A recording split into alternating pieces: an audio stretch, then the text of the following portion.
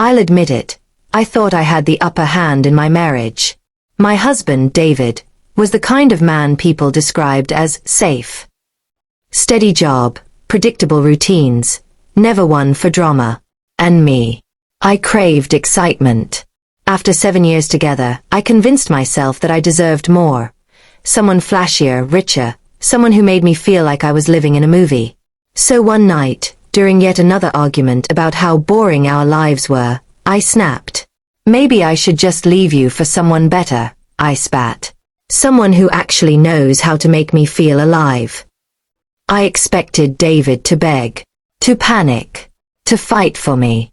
But he didn't. He just looked at me, calm, almost unreadable, and said, "If that's how you feel, then maybe you should." His words stunned me. For the first time, I realized he wasn't afraid to lose me.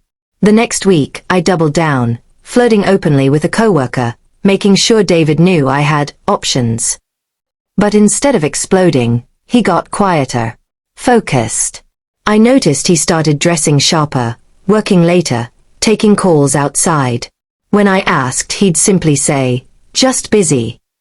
Then came the surprise. 2 months after my threat, David invited me to dinner at an upscale restaurant we'd never been able to afford before. I walked in expecting an apology, maybe even a desperate plea to save our marriage. Instead, I found him already seated, with a confidence I'd never seen before. He slid a folder across the table.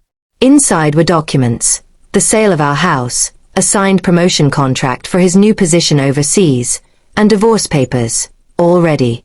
"I wanted you to know," he said evenly, "that while you were busy looking for someone better, I realized I could do better too. I'm moving to London next month. I've already accepted. You'll be taken care of financially, but I won't be the man you look down on anymore." My chest tightened. I'd expected him to fight for me, not to outgrow me. The irony was brutal. The boring husband I threatened to leave had transformed into someone confident, successful, and completely out of my reach. And me.